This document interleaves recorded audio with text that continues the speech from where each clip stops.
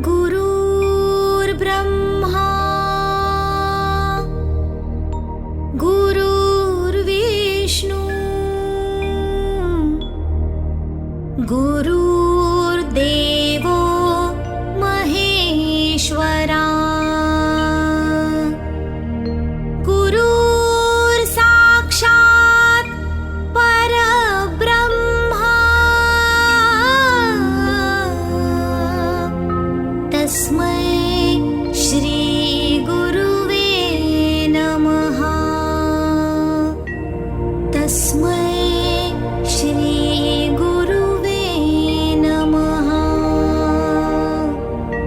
तस्मै श्री गुरुवे नमः।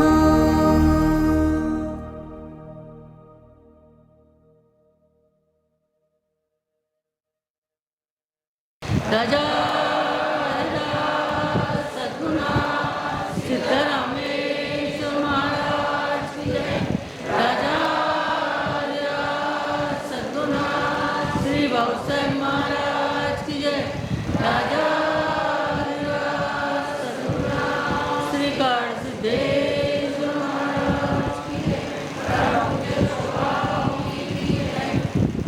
आता वंदीन संत सज्जन जय परमार्थाचे अधिष्ठान जयासेनी गुह्य ज्ञान प्रगटे जनी।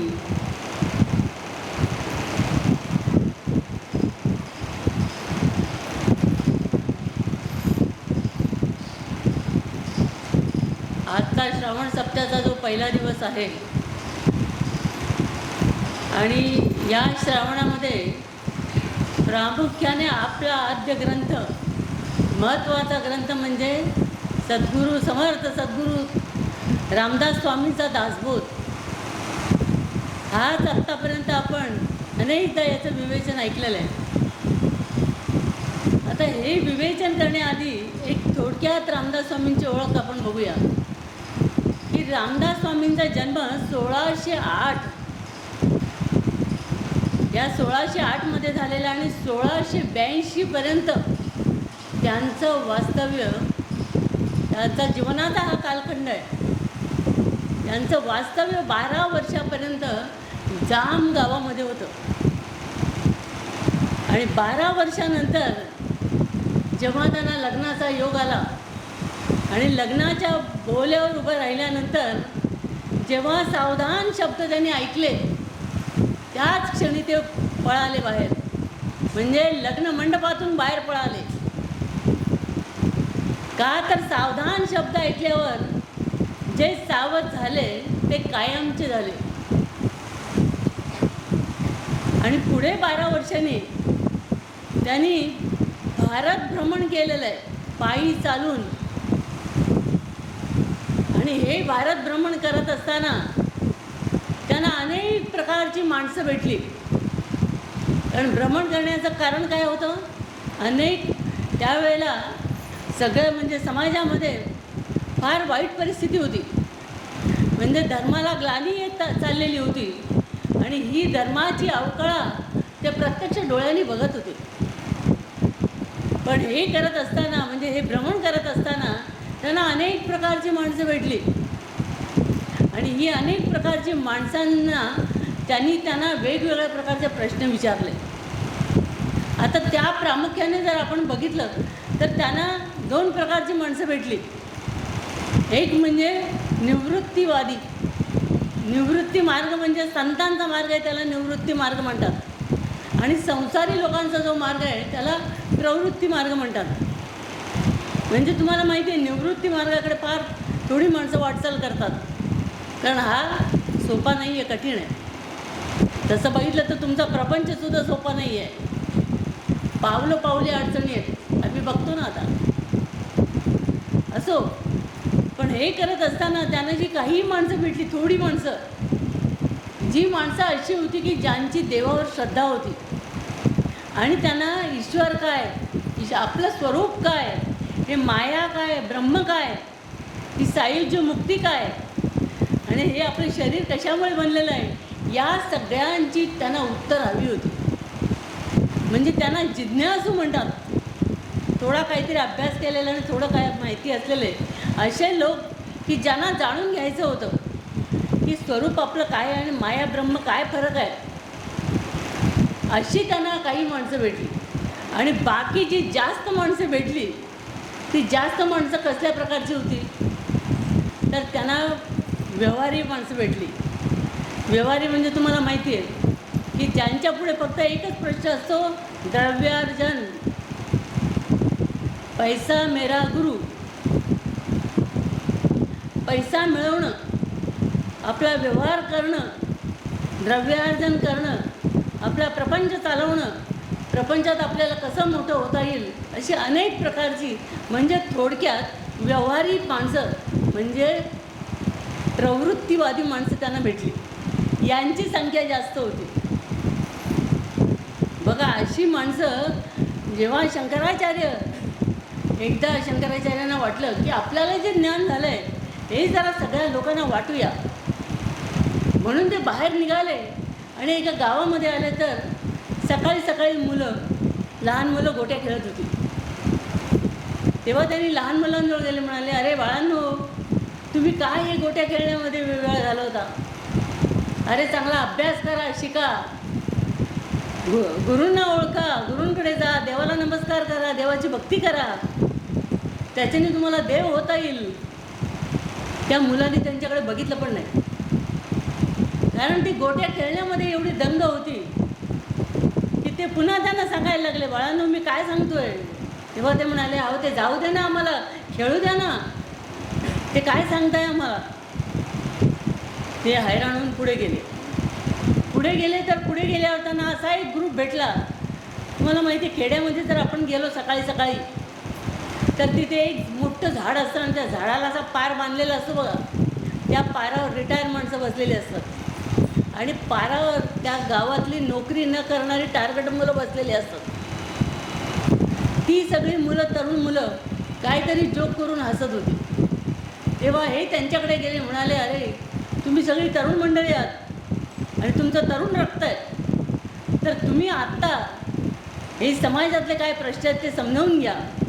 समाजाला आपल्याला कशी मदत करता येईल, देवाला आपल्याला कसं ओळखता येईल, देवाची कृपा आपल्याला कशी संपादन करता येईल, गुरूंना आपल्याला कसं शोधता येईल, गुरूंकडे जाऊन आपल्या जीवनाचं सार्थक आपल्याला कसं करता येईल, याकडे लक्ष द्या जरा. तेव्हा ते म्हणाले, अहो हे काय सांगत बसलाय तुम्ही आम्हाला, आमचं वय आता ते देव बघण्याचं नाही आणि त्या गोष्टी ऐकण्याचं पण आमचं वय नाही आत्ता, आमचं वय तरुण वय आहे. तेव्हा पण तिथे पण ते हैराण झाले आणि पुढे निघाले. तर पुढे गेल्यावर त्यांना असं दिसलं की म्हातारी माणसं दिसली. म्हणजे आता एक लहान मुलं बघितली, तरुण मुलं बघितली, आता तिसरी म्हातारी माणसं म्हणजे रिटायर माणसं बघितली. ती रिटायर माणसांना ते म्हणाले, अहो तुम्ही या ठिकाणी सकाळी सकाळीच गप्पा मारत बसलाय, कोण फिरतायत आणि गप्पा काय तुमच्या सगळ्या प्रपंचातल्या, आयुष्यभर तुम्ही प्रपंच केला आणि शेवटी आता देवाचं स्मरण करायला पाहिजे, देवाचं नाव घ्यायला पाहिजे आणि इथे पण तुमच्या प्रपंचाच्याच गोष्टी. तर तुम्ही देवाला जाणून घ्या, ओळखून घ्या. अजूनही तुम्ही देवाचं नामस्मरण केलं तर त्याची कृपा होऊ शकते तुमच्यावर. तुम्ही त्याला जाणून घ्या आणि जे आता तुम्ही रडण्यामध्ये दिवस काढताय, जे दुःखात दिवस काढताय, त्यामध्ये तुम्ही देवाचं नाव घ्या.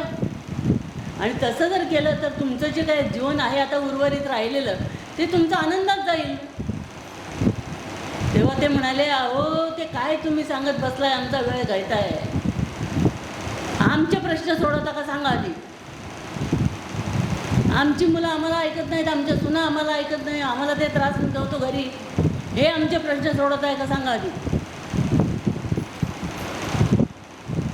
म्हणजे शंकराचार्य ते पण ऐकून हैराण झाले की यांना हे ऐकायची सुद्धा तयारी नाही, तर देवाला प्राप्त कधी करून घेणार, म्हणून ते निघून गेले. म्हणजे सांगायचं तात्पर्य काय, ते ज्या हेतूने बाहेर पडलेले होते ते हेतू त्यांचा सफल झाला का नाही. तसं इथे समर्थाने सुद्धा बघितलं की जगामध्ये काय चाललेलं आहे, जगातली परिस्थिती काय आहे. वास्तविक जगामध्ये सगळी म्हणजे धर्माला ग्लानी येत चाललेली आहे अवकळ आहे, सगळीकडे अज्ञान पसरलेलं आहे आणि त्या अज्ञानामुळे लोक दुःख भोगतात. वास्तविक आपल्या दुःखाचं कारण जर आपण बघितलं तर संतांनी सांगितलं फक्त अज्ञान. अज्ञान म्हणजे स्वरूपाचं अज्ञान, आणि स्वरूपाचं अज्ञान आणि बाकीच्या गोष्टीचं आपल्याला ज्ञान आहे. बाकीच्या गोष्टी म्हणजे काय, एक आपलं स्वरूप सोडून, एक ती ईश्वराला सोडून म्हणजे परमात्म्याला सोडून बाकी प्रपंचाचं आपल्याला उदंड ज्ञान आहे. थोडं नाही, उदंड ज्ञान आहे आणि त्याच्या पाठी आपण सगळे लागलेलो आहोत. आणि त्यामुळे ही सगळी समाजातली परिस्थिती आणि जी घडी आहे ती बिघडलेली आहे. आणि आजकाल तर आपण बघतोच आहे बाहेर काय परिस्थिती येते. असो, तर ही ती मंडळी त्यांनी बघितली, सगळ्यांचे प्रश्न त्यांनी ऐकले आणि ते म्हणाले की देवाला मानणारी, देवावर विश्वास ठेवणारी आणि देवाला जाणून घेणारी माणसं फार थोडी आहेत. आणि जे दुसरी आहेत म्हणजे नास्तिकवादी, प्रवृत्तीवादी, पण त्यांच्यासाठी मला काहीतरी करायला पाहिजे. कारण संतांचं कार्य काय असतं, बुडते हे जन न देखवे डोळा म्हणून कळवळा येत असे. हे बुडणारे जे जन आहेत त्यांना बाहेर काढण्यासाठी त्यांना फार कळवळा येतो, दया येते. आणि त्यांची दया कशी आहे, ऐसी कळवळ्याची जाती करी लाभावीण प्रीती. इतका त्यांना कळवळा आहे की तुम्हाला सगळ्या प्रकारे मदत करतात, दया करतात, पण तुमच्याकडून काय त्याच्याबद्दल मिळावं ही अपेक्षा नाही. आता आई मुलावर प्रेम करते तर आईला काय अपेक्षा असते का, की मुलाने मला हे द्यावं, ते द्यावं, मला माझ्याशी चांगलं बोलावं. आईला काही अपेक्षा, निरपेक्ष प्रेम आई करत असते. त्याप्रमाणे सद्गुरू शिष्यावर असे निरपेक्ष निस्वार्थी प्रेम करतात. म्हणून संतांनी म्हटलं ऐसी कळवळ्याची जाती करी लाभावीण प्रीती. म्हणून हे सगळं त्यांनी बघितलं आणि ते बघितल्यावर त्यांच्या मनात विचार आला की आपल्याला आता काहीतरी केलं पाहिजे. त्याआधी त्यांनी काय केलं, त्यांनी आधी रोज सकाळी उठून सूर्यनमस्कार घालायला सुरुवात केली. 100 सूर्यनमस्कार घालून आपली तब्येत आधी सुदृढ करून घेतली. का सुदृढ करून घेतली, आपल्याला जर हे कार्य करायचं आहे, जन उद्धाराचं, लोक उद्धाराचं कार्य जर आपल्याला करायचं आहे तर आपली तब्येत आधी चांगली पाहिजे. कारण शरीर माध्यम खलु धर्म साधनम. हे शरीर जे माध्यम आहे हे आधी आपलं उत्तम असलं पाहिजे आणि ते जर उत्तम असेल तरच आपण हे कार्य करू शकतो. हे मनाशी ठरवून त्यांनी सूर्यनमस्कार करून आपली तब्येत आधी सुदृढ करून टाकली. आणि नंतर त्यांनी काय केलं, मारुतीच्या मंदिरांची स्थापना केली. मारुतीच्या मंदिरांची स्थापना करण्याच्या आधी ते जेव्हा लग्नमंडपातून पळाले होते तेव्हा ते नाशिकला टाकळी गावी आले होते. त्या टाकळी गावाला तिथून एक गोदावरी नदी वाहते, त्या तिथे म्हणजे गोदावरीच्या काठावरच त्यांनी स्थापन केलेला एक मारुती आहे. असे त्यांनी 11 मारुती स्थापन केले आणि त्या त्या गावात मारुती स्थापन करून सगळ्या तरुणांना त्याच्यात सामील करून घेतलं, जेणेकरून एकत्र येतील आणि आपल्या 4 गोष्टी ऐकतील आणि त्यांचं काहीतरी भलं होईल. मग ते मारुती मंदिराची पण त्यांनी स्थापना केली आणि शेजारी मठाची पण स्थापना केली की इथलं हे ऐकल्यानंतर या मठात येतील म्हणून मठांची स्थापना केली. त्यांनी 1100 मठ बांधलेले आहेत वेगवेगळ्या ठिकाणी, वेगवेगळ्या भागात. म्हणजे 1100 मठाची त्यांनी स्थापना केलेली आहे. आणि पुढे त्यांनी त्या मंदिरामध्ये आणि या सगळ्या लोकांच्या सहवासात आपली भक्ती वाढावी, लोक भक्ती मार्गाला लागावेत म्हणून त्यांनी रामनवमी उत्सव साजरा करायला सुरुवात केली. कारण ते रामाला गुरु मानत होते, श्रीरामांना. म्हणून श्रीरामांचा जन्मदिवस म्हणजेच रामनवमी, हा रामनवमी उत्सव त्यांनी तिथे साजरा करायला सुरुवात केली. त्या निमित्ताने सगळी माणसं हळूहळू त्यांच्याजवळ यायला लागली आणि त्याच्यातून त्यांची एक संघटना तयार झाली. बघा कसं लोकांना त्यांनी जवळ आणलं आणि कसा लोकसंग्रह त्यांनी वाढवला. आणि हा लोकसंग्रह कशासाठी, त्यांना पुढे ही सगळी माणसं अध्यात्माला उपयोगी पडावीत आणि हे कार्य त्यांच्याकडून व्हावं, हा त्यांचा उदात्त हेतू होता.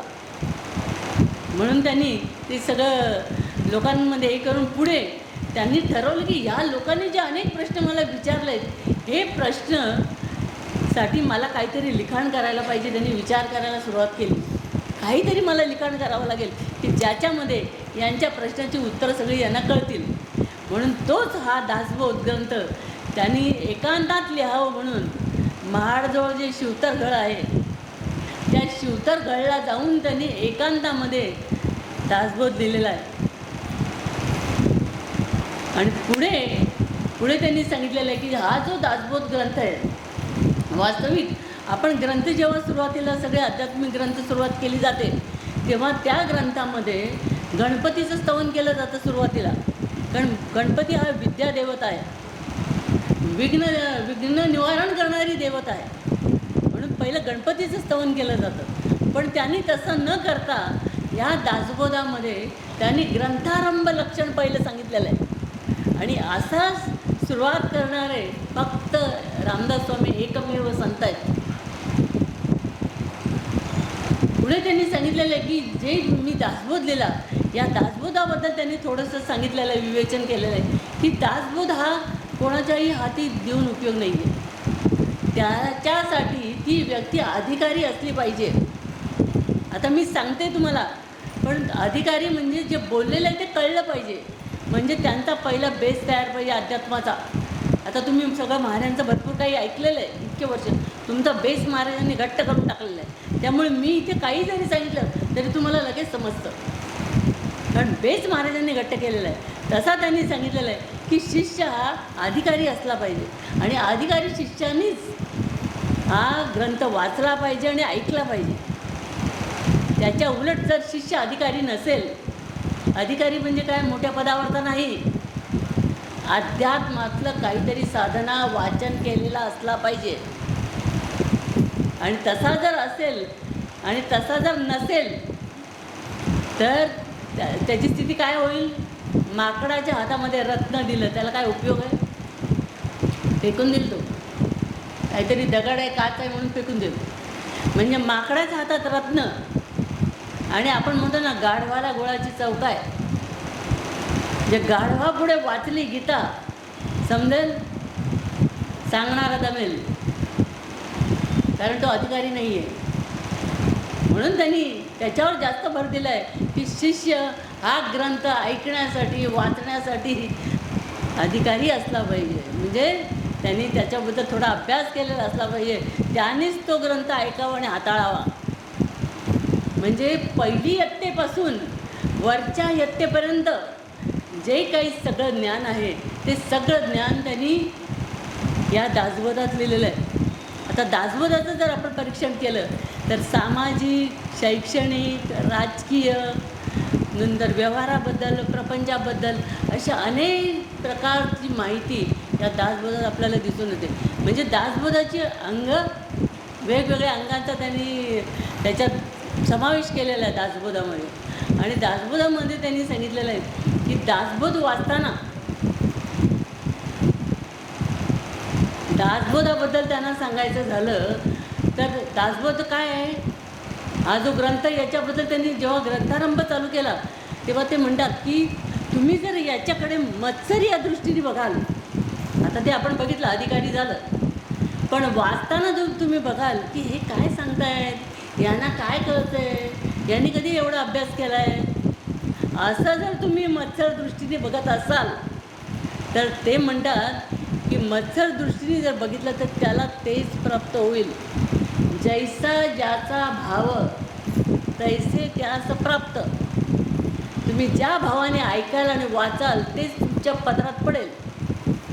चांगल्या भावनेने जर तुम्ही ऐकलं वाचलं, म्हणजे प्रेमाने मला ज्ञान मिळवायचं आहे, काहीतरी शिकायचं आहे, असं जर तुम्ही विश्वासाने ते वाचलं तर तुम्हाला त्याचं फळ मिळेल त्यांनी सांगितलेलं आहे. नाहीतर ते म्हणतात की अमृत, उदाहरण दिलेलं आहे की अमृताने काय होतं, अमृत प्याल्यावर माणूस अमर होतो, म्हणजे त्याला मृत्यू येत नाही. पण हे अमृत जेव्हा संतांच्या पंक्तीमध्ये वाढलं गेलं तेव्हा त्याच्यामध्ये एक मत्सर करणारा, दुष्ट विचारांचा, विश्वास नसलेला नास्तिक राहू केतू, माहिती आहे ना तुम्हाला, नवग्रहामधला राहू, तो राहू त्याच्यात बसलेला होता. बाकी सगळ्यांना ते अमृत वाढण्यात आलं, पण राहूने जेव्हा ते अमृत घेतलं तेव्हा राहूचा तिथेच मृत्यू झाला. का मृत्यू झाला? कारण राहूच्या मनात कपट होतं. राहूच्या मनात कपट मनात ठेवून मनात वाईट विचार ठेवून, मनात दुसऱ्यांचा मत्सर ठेवून ते अमृत त्याने घेतल्यामुळे त्याचा अमर झाला तर नाहीच नाही, पण तिथेच त्याचा मृत्यू झाला. आणि ते मृत्यू झालेला बघून भगवान विष्णूंनी त्याला बघितलं आणि लगेच त्याचा शिरच्छेद केला. म्हणून तुम्ही राहू ग्रह बघा, त्याला मान नाही आहे. तो मानेच्या खाली दाखवतात राहू ग्रह, त्याचा चेहरा दिसत नाही, कारण त्याचा विष्णूने शिरच्छेद केलेला आहे. म्हणजे या ठिकाणी त्यांना सांगायचं आहे की तुमच्या मनामध्ये हेतू चांगला असला पाहिजे. वाचताना आणि ऐकताना हे विवेचन केल्यानंतर आता पुढे जर आपल्याला सांगायचं झालं तर ग्रंथारंभ आता आपण बघूया. आता हे ग्रंथारंभ बघताना आपल्याला सुरुवातीला त्यांनी काय सांगितलेलं आहे की आपण सगळ्या प्रकारचे जर आध्यात्मिक ग्रंथ बघितले तर त्यामध्ये शिष्य एकच असतो आणि गुरु पण एकच असतो. शिष्य प्रश्न विचारतो, गुरु उत्तर देतात. म्हणजे भगवद्गीता जर बघितली तर कृष्ण अर्जुन एकटा प्रश्न विचारत होता, भगवान त्यालाच उत्तर देत होते. दुसरं जर आपण बघितलं तर कठोपनिषदामध्ये यमधर्म आणि नचिकेत प्रश्न विचारतो, यमधर्म उत्तर देतात. म्हणजे इतर सगळ्या ग्रंथांमध्ये असं सांगितलं जातं की प्रश्न विचारणार शिष्य एकच आहे आणि उत्तर देणारे गुरु पण एकच आहे. पण दासबोधामध्ये तसं नाही आहे. दासबोध त्यापेक्षा वेगळा ग्रंथ आहे की दासबोधामध्ये उत्तर देणारे गुरु एकच आहेत, पण प्रश्न विचारणारे नाना प्रकारचे लोक आहेत. कारण त्यांना भारत भ्रमण करताना जेवढी काही माणसं भेटली त्या सगळ्यांनी त्यांना प्रश्न विचारले आणि हे सगळ्यांनी प्रश्न विचारलेल्यांची उत्तरं एकटे गुरु देत आहेत. आणि ती सगळ्या प्रश्नांची उत्तरं संबंध दासबोधात त्यांनी त्याची उत्तरं दिलेली आहेत आणि 200 समासात 200 विषय त्यांनी आपल्यापुढे मांडलेले आहेत. आता या ठिकाणी सुरुवातीलाच ते म्हणतात शिष्य प्रश्न विचारतो. म्हणजे असे अनेक शिष्य प्रश्न विचारतात की तुम्ही आमच्यासमोर बसलात, पण आम्हाला सांगा की तुम्ही कोणता ग्रंथ आम्हाला सांगणार आहात, त्याचं नाव काय, त्या सांगण्याच्या मागचं प्रयोजन काय, बरं सांगितलं त्याच्यापासून आम्हाला फळ काय, आम्ही ऐकलं पण फलप्राप्ती काय, आम्हाला त्याच्याने काय होणार आहे हे आधी आम्हाला सांगा. तेव्हा गुरु उत्तर देतात की मी जे तुम्हाला सांगणार आहे त्याचं नाव आहे दासबोध. या ग्रंथाचं नाव आहे दासबोध.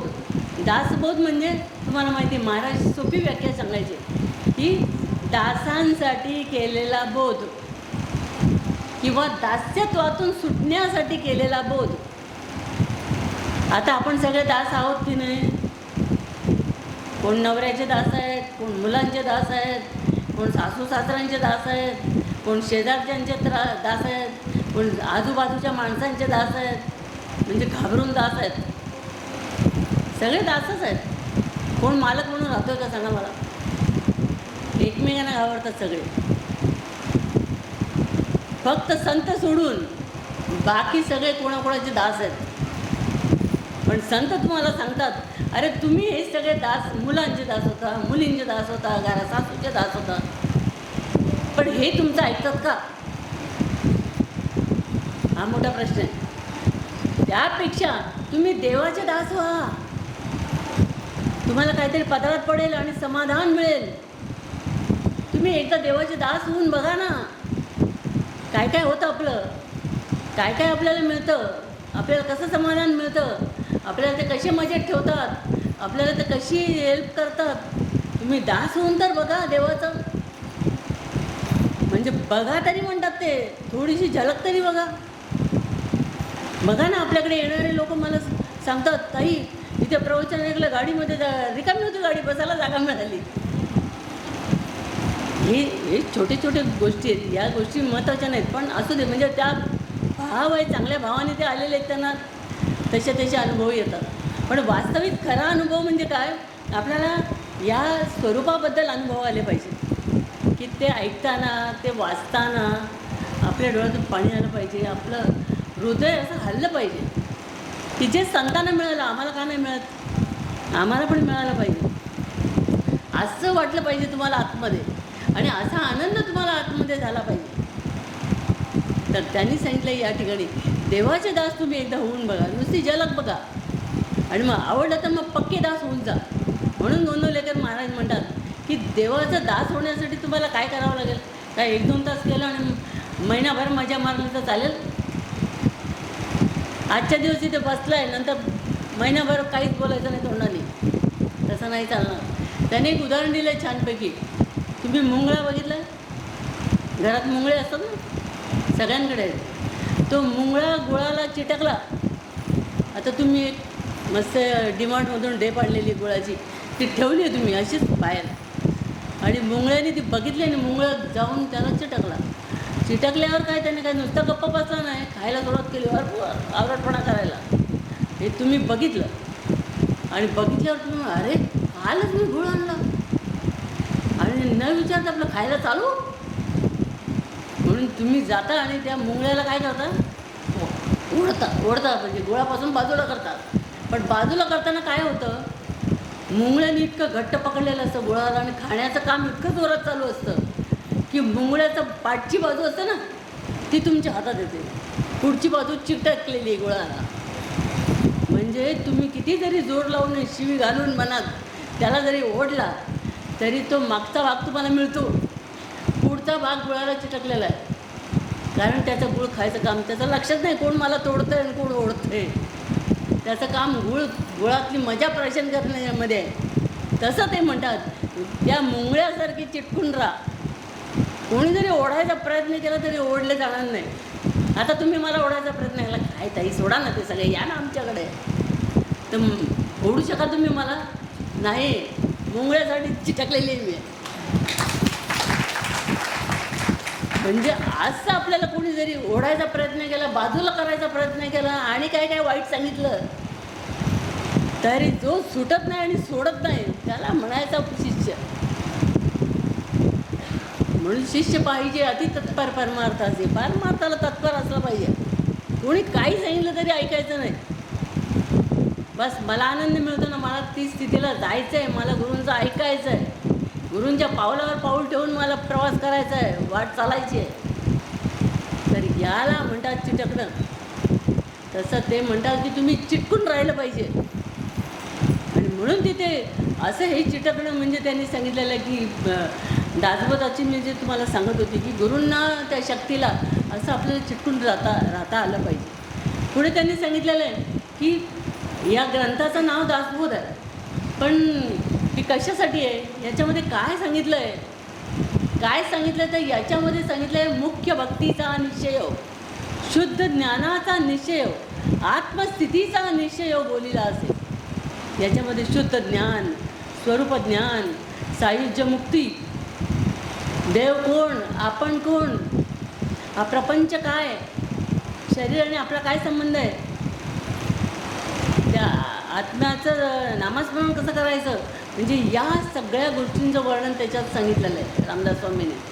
म्हणून मुख्य भक्तीचा निश्चय, ही भक्ती कशी करायची, त्याच्यातून उत्तम भक्त कसं आपल्याला व्हायचं हे त्यांनी सांगितलेलं आहे. आणि मग ही भक्ती केल्यानं भक्तीचे नियोगे देव निश्चय पावती मानव, या भक्तीने तुम्हाला देव होता येतं.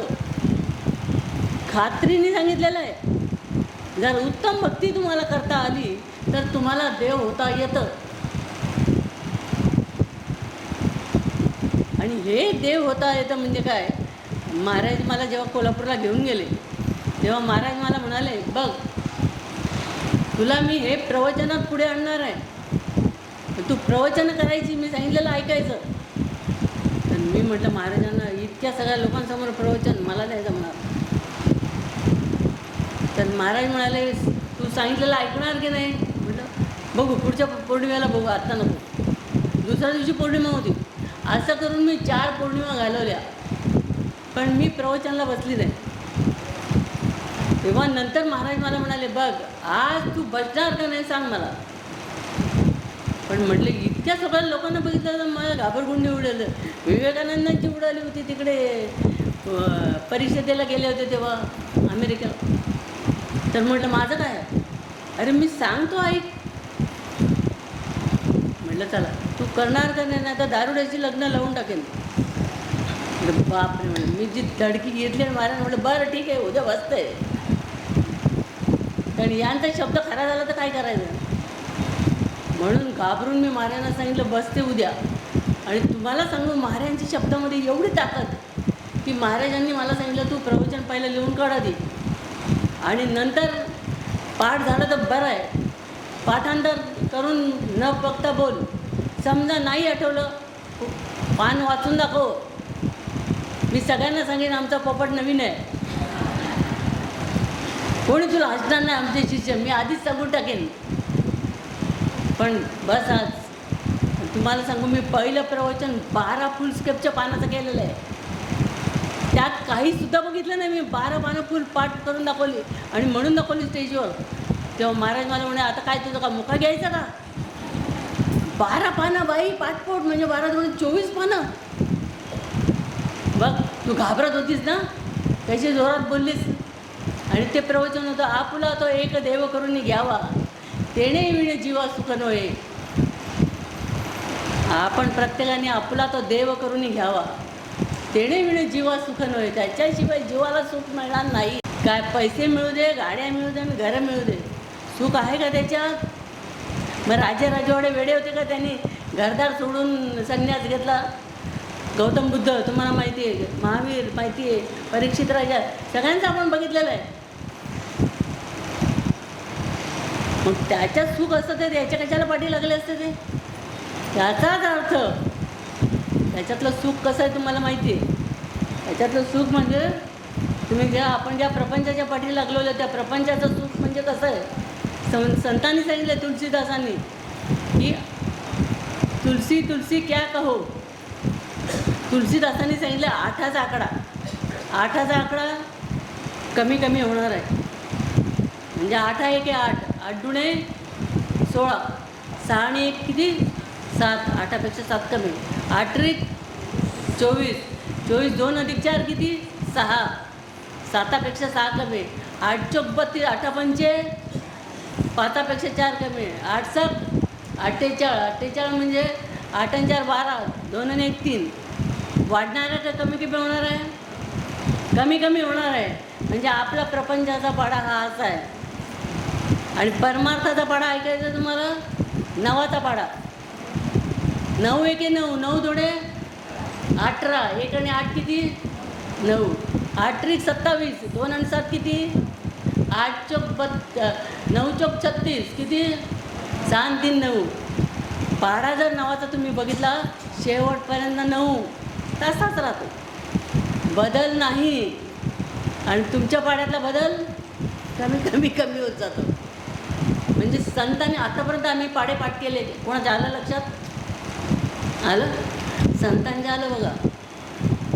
आणि हा जर पाडा आपल्याला नीट कळला तर कशाला पाठी लागू आपण? सांगा कशाला पाठी लागू आपण? पाडा कळला पाहिजे बस नीट. तसं इथे संतांनी सांगितलेलं तुम्हाला की याचं प्रयोजन काय आहे. मी तुम्हाला सांगत होते की यामध्ये वेगवेगळ्या प्रकारचं विवेचन केलेलं आहे संतांनी की भक्तीचे योग्य देव निश्चय पावती मानव. या भक्ती योगाने तुम्हाला देव होता येतं. आता पुढे त्यांनी म्हटलेलं आहे की आता ग्रंथाचं नाव विचारलं, याच्यात काय ज्ञान सांगितलं आहे ते सांगितलं त्यांनी. मग आता याच्याबद्दल त्यांनी पुढे सांगितलेलं आहे की जो दासबोध मी तुम्हाला सांगणार आहे तो दासबोध मात्र जो मत्सर दृष्टीने बघेल, मग अशी मी सांगितलं त्याला तेच प्राप्त होईल. जो चांगल्या दृष्टीने बघेल त्याला चांगलं फळ मिळेल.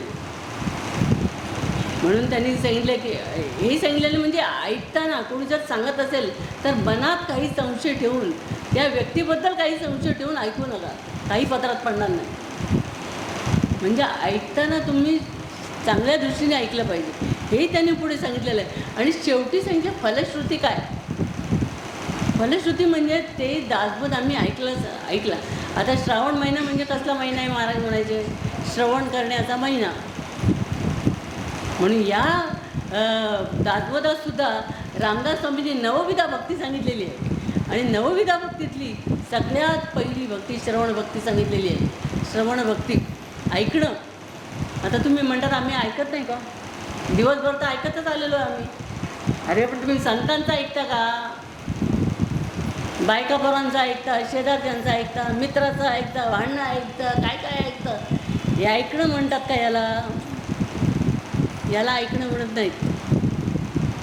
ऐकायचं म्हणजे मी कोण, देव कोण आणि त्याचा माझा काय संबंध, हे ऐकणं, प्रपंच म्हणजे काय याच्याबद्दल ऐकलं पाहिजे. आणि ते पण सद्गुरू मुखातून. कोणाचाही ऐकून उपयोग नाही, सद्गुरूंच्या मुखातून. कारण सद्गुरूंच्या मुखातून आत्तापर्यंत तुम्ही बघितलं ना की आपला जो काही उन्हाळा एवढा कडक होता मुंबईत, की आपण सगळे कंटाळलो होतो आणि पावसाची वाट बघत होतो. पाऊस कधी येईल म्हणजे सगळीकडे शुकशुकाट झाला होता. म्हणजे गवत तर कुठे दिसतच नव्हतं. झाडं सगळी म्हणजे त्याच्यावर माती ती सगळं उडून झाडं पण अशी शुष्क दिसत होती सगळी. पण एकदाच दोनदा नुसता पाऊस पडला, लगेच संबंध सृष्टीत चेंज झाला. काय चेंज झाला, एकदम प्रफुल्लित दिसायला लागली, झाडं टवटवीत दिसायला लागली, हवा थंड यायला लागली, पक्षी ओरडायला लागले. कशामुळे? तर तुम्ही पाणी घालत नव्हतं का घरच्या झाडांना? घालत नव्हतं? घालत होता, भरपूर पाणी घालत होता. पण तेव्हा अशी परिस्थिती होती का? नाही. आत्ता ही अशी का झाली? अहो त्यांना डायरेक्ट पाणी मिळालं, आकाशातून येणारं डायरेक्ट पाणी मिळालं. डायरेक्ट पाणी कसं असतं? मधुर, स्वच्छ, शुद्ध. म्हणून आपल्याला सुद्धा ऐकायचं असेल तर त्या संतांच्या वाणीतून ऐकलं पाहिजे, सद्गुरू मुखापासूनही. महावाक्य ऐकावे श्रवणी, तया ते मनन करिता ती क्षणी पूर्णपणे स्वय शोभे. सद्गुरूंच्या मुखातून ऐकलं पाहिजे, कारण ती त्यांच्या मुखातून येणारी वाणी डायरेक्ट आहे, ईश्वराकडून त्यांच्याकडे येते. कारण आधी ईश्वर काय करतो? अवतारी पुरुष निर्माण करतो. अवतारी पुरुष महापुरुष निर्माण करतात, महापुरुष सत्पुरुष निर्माण करतात, आणि सत्पुरुष आपल्यासारख्या शिष्यांना ज्ञान देतात. म्हणजे त्यांचं कार्य तिकडून आहे. म्हणून त्यांना काय म्हणलेलं आहे? संदेश देणारे, तिकडचे येणारे संदेश आपल्यापर्यंत पोचवणारे. म्हणजे असं त्यांचं कार्य आहे. म्हणून इथे त्यांनी सांगितलं, श्रवणावर त्यांनी सांगितलेलं आहे. आणि याची फलश्रुती काय? तर एका वाक्यात सांगायचं झालं तर, श्रवण केलियाचे फळ क्रिया पालटे तत्काळ, तुटे संशयाचे मूळ एक सरा. श्रवण केल्या ताबडतोब काय संशय नाहीसा होतो. आपल्या मनात जे नाही, माझं घर आहे, हे माझं आहे, ते माझं आहे. पण जेव्हा आम्ही संतांचं ऐकतो, तर तुझं काहीच नाही, देह तुझा नाही तर बाकीचं कुठलं आलं आहे? स्वतःचा देह जर आपला नसेल तर बाकीच्या गोष्टी कुठल्या आल्यात आपल्याला? त्या आपण चिटकवून घेतलेल्या आहेत. मुक्त होता परी बळे झाला बद्ध. पूर्वस्थिती काय आहे? मुक्त स्थिती आहे, पण बांधून घेतलेलं आहे आपण सगळ्याला. म्हणून अशामुळे आपण दुःख कशामुळे बघतो? या गोष्टीमुळे बघतो. म्हणून त्यांनी काय सांगितलं आहे? श्रवण केलियाचे फळ क्रिया पालटे तत्काळ. क्रिया म्हणजे तुम्ही ऐकलं तुम्हाला ज्ञान होतं. एखाद्या माणसाबद्दल बघत कोणीतरी सांगतो, काय हो ते काय सांगतात, त्यांना काय येतं आहे, अहो ते असे ते तसे, लगेच तुम्हाला होतं अरे तुम्ही लगेच सावध होतो, नको बाबा त्या माणसाजवळ जायलाच नको. तुम्ही बघितलं त्या माणसाला? नाही. श्रवण, त्याचा मंत्र ऐकला, झालं, तुम्ही बदलले लगेच. तुम्हाला परिस्थिती माहिती आहे? नाही, पण त्याचा मंत्र ऐकल्यावर तुम्ही बदलता. महाराज छान उदाहरण द्यायचे. म्हणाले, घरामध्ये जेव्हा एकत्र कुटुंब असतं तेव्हा एकत्र कुटुंब राहिल्यावर त्या बायकांना खूप काम करावे लागतात, कोणाकोणाचं ऐकावं लागतं.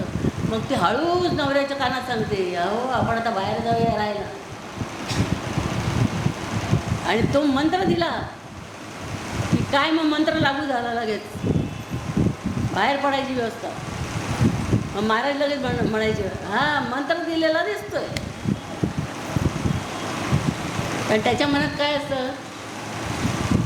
पैसा मेरा गुरु, बाल बच्चे मेरे भगवान, पत्नी मेरा गुरु, मैं किसकी सेवा करूं. असं संतांनी म्हटलं, मी नाही म्हटलं. बघा, बाल बच्चे मेरे भगवान आणि पत्नी मेरा गुरु, मैं किसकी सेवा करूं. आम्हाला काय गरज आहे संतांची सेवा करायची? घरात करतो ना सगळ्यांची. अरे पण या सेवेने काय प्राप्त होणार आहे? या सेवेने जर प्राप्त झालं असतं तर इथे गर्दी झाली असती का? याचाच अर्थ तिकडच्यापेक्षा इथे जास्त मजा आहे, लक्षात ठेवा. म्हणून त्यांनी सांगितलेलं की इथे संतांकडे आल्यानंतर लगेच त्याची विचार करण्याची अज्ञानाची क्रिया पालट लगेच ताबडतोब.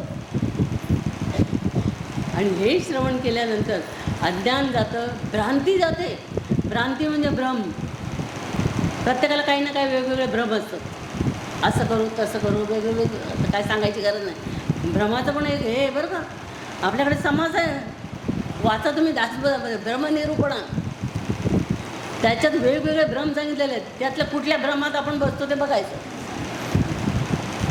मेजॉरिटी भ्रमामध्ये बसतो आपण, एका भ्रमात नाही.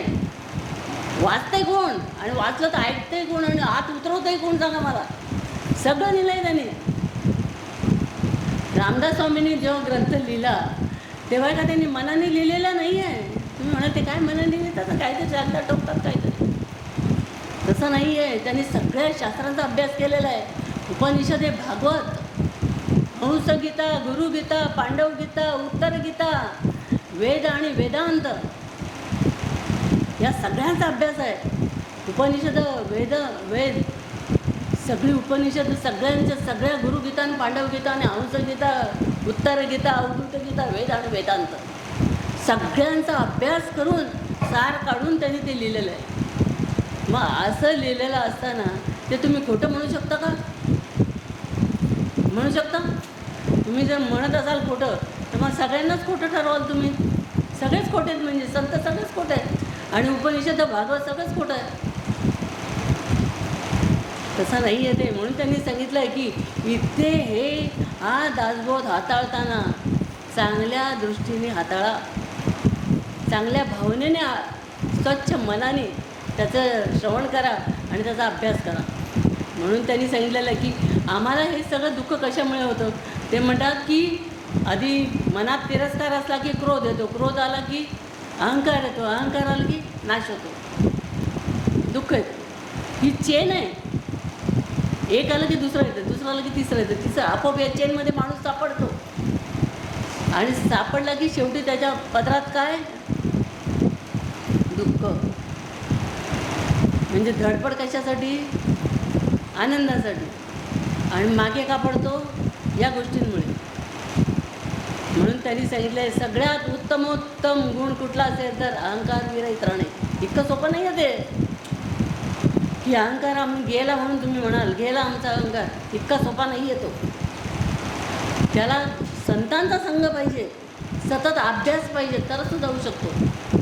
त्याचा भल्याभल्यांना आडोपाड केलेल्या अभिमानाने. एक गुरु आणि शिष्य बसले होते शेकोटीला आणि थंडीचे दिवस होते. शेकोटीला सगळी शेकोटी संपली, शेकत बसले होते. तेव्हा गुरु त्याला म्हणाले, अरे त्याच्यात काय विस्तव आहे अजून, आहे ना, बघ नीट, आहे ना. सगळी राख होती. गुरुने बघितलं होतं, सगळी राख आहे. ते तर म्हणाले राख आहे इथे, आहे ना, आहे ना. त्याला दाखवली, अरे हीच ही ठिणगी म्हणजेच अहंकार. तो अभिमानाने बोलतो ना, आहे ना, आहे ना, हेच हाच अहंकार. गुरुने पकडला लगेच त्याला. हात जायला फार वेळ लागतो माणसाचा, पण जाईल. पण तो एक अनुभवाने जाईल आणि गुरूंजवळ राहिल्यामुळे जाईल. या दोन गोष्टीमुळे जाऊ शकतो. ते आपल्याला जे अनुभव येतात घरातले बाहेरचे सगळ्यांचे, त्याच्यामुळे जाऊ शकतो. आणि दुसरं गुरूंच्या जवळ राहिल्यावर, गुरूंच्या जवळ राहिल्यावर कशाला अभिमान राहिलो. गुरु ठेचूनच काढतात, काय झालं की पाणी पाणी करतात त्याचं. आणि दुसरी गोष्ट काय, इतक्या परीक्षा घेतात की पळून गेला पाहिजे. आमची बहीण आली होती शिवरात्रीला आणि सगळ्यांची जेवणं झाली. बहीण हे लोक जेवून झोप काढून आले चहा प्यायला. मला म्हणाले, तुम्ही अजून तुमच्या पंक्ती चालू, 5 वाजले. मग मीनाताई म्हणाली महाराजांना, 5 वाजले तरी जेवलेले नाही अजून. महाराज म्हणाले, कळलं तुला, तुम्हाला तिला काय घेतलं इथे मोठ्याला, 5 वाजले तरी जेवलेले नाही, तुम्ही जेवून झोप काढून आलाय चहा प्यायला.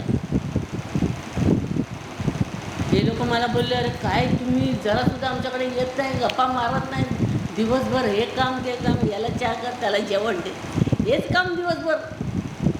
कधी कधी वाटायचं, अरे अरे याच्यापेक्षा ते आपलं छोटंसं 4 माणसांमध्ये राहिलेलं सोपं आहे. हे काय म्हणलं, दिवसभर काम, दिवसभर काम. ह्या ताई बोलल्या सहज महाराजांना मजा करत बोलल्या, म्हणे जर असं आम्हाला लावलं असतं तर आम्ही सकाळी पहिल्या गाडीने निघून गेलो असतो. मजा केली तिने. ते पण ते चांगले पक्के ते कीर्तन आज खूप छान केलं एका मंदिरात. भयंकर पाठांतर. एकदा गुरूंची कृपा झाल्यावर काय कमी आहे.